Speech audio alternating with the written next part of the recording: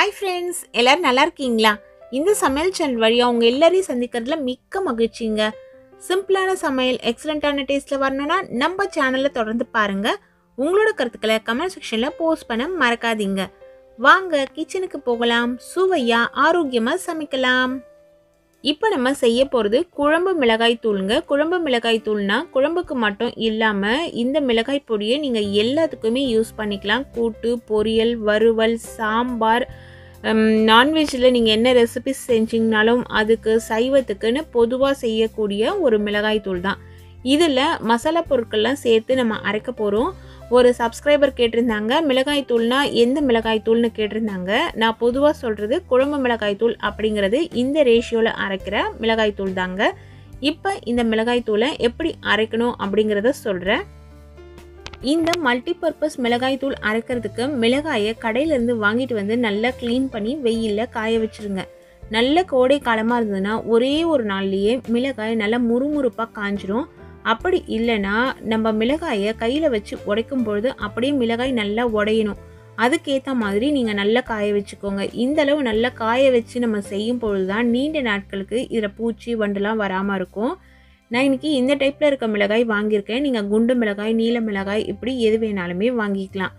இதில் 1 கிலோ அளவுள்ள மிளகாய் சேர்த்துருக்கேன். அதுக்கு 1 கிலோ அளவுள்ள தனியா சேர்க்குறேன். தனியாவையும் நல்லா காய வச்சுக்கணும். நீங்கள் லைட்டாக கடாயில் வறுக்கிற மாதிரி இருந்ததுன்னா வறுத்துக்கோங்க. நல்ல சம்மரில் காய வைக்கிறீங்கன்னும் போது வறுக்கணும் அப்படிங்கிற அவசியமே இல்லை.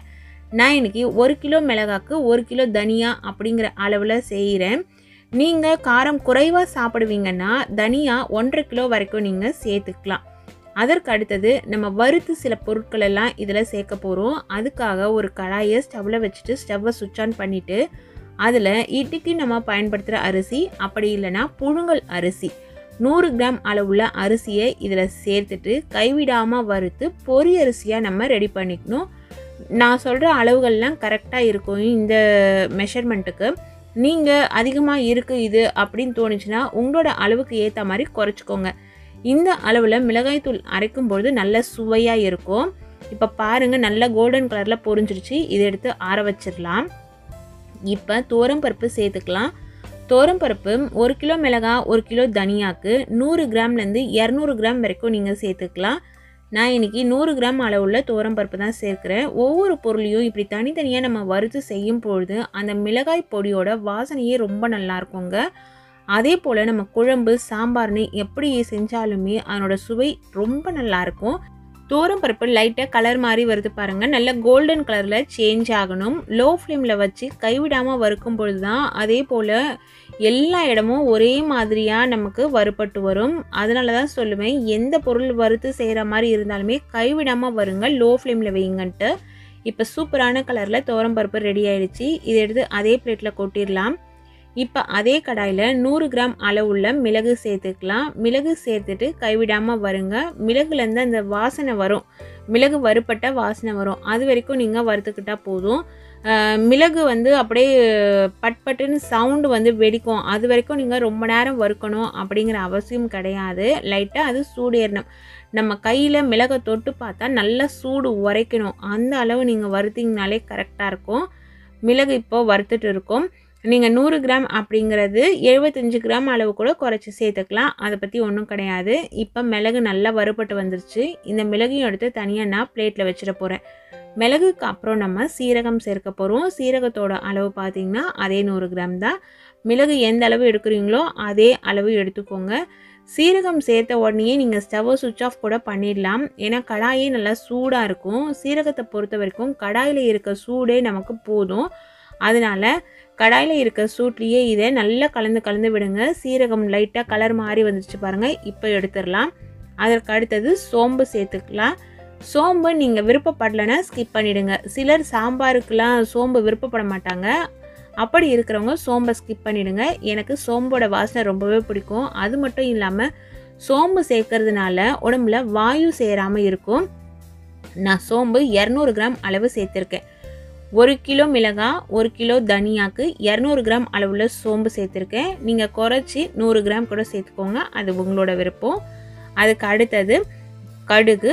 கடுகில் ஏற்கனவே நான் சீரகம் இதில் கொஞ்சம் மிக்ஸ் பண்ணி வச்சுருக்கேன். எங்கள் வீட்டை பொறுத்த வரைக்கும் கடுகை கடையிலேருந்து வாங்கிட்டு வந்த உடனேயே அதில் உளுத்தம்பருப்பு இல்லை சீரகம் 2 சேர்த்து வச்சுருவாங்க. வெறும் கடுகா வீட்டில் வைக்கக்கூடாதுன்னு சொல்லுவாங்க. அதனால் நான் சீரகம் இதில் சேர்த்து வச்சுருந்தேன். 50 கிராம் அளவுள்ள கடுகு இதில் சேர்த்து வறுக்கிறேன். கடுகு சேர்க்கும்போது எந்த கலரில் இருந்தது, இப்போ எந்த கலரில் பொரிஞ்சு வந்திருக்கு பாருங்கள். இந்த கலர் வர வரைக்கும் கடுகை வறுத்துட்டு கடுகையும் எடுத்து தனியாக நம்ம ஒரு பிளேட்டில் வச்சிடலாம். தனியான தனி பிளேட்டில் இல்லை, ஏற்கனவே வறுத்த பொருள்லாம் சேர்த்து வச்சுருக்கோம் இல்லைங்களா, அதே பிளேட்டில் சேர்த்து வச்சுருங்க.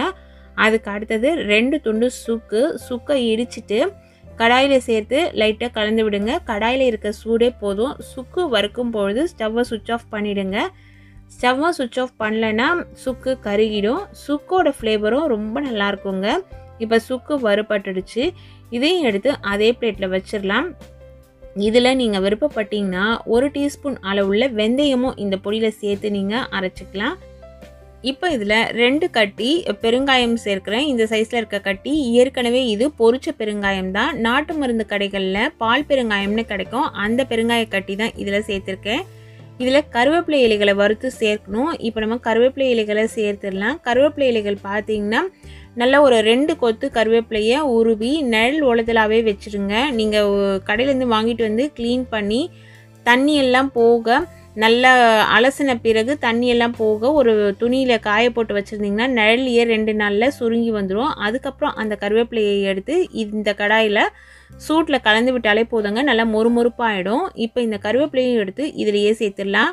நீங்கள் இதில் ரொம்ப முக்கியமாக ஒன்று கவனிக்கணும், வெந்தயம் நிறைய சேர்த்துடாதீங்க. வெந்தயம் நிறைய சேர்த்துட்டிங்கன்னா கசப்புத்தன்மை அதிகமாகிடும்.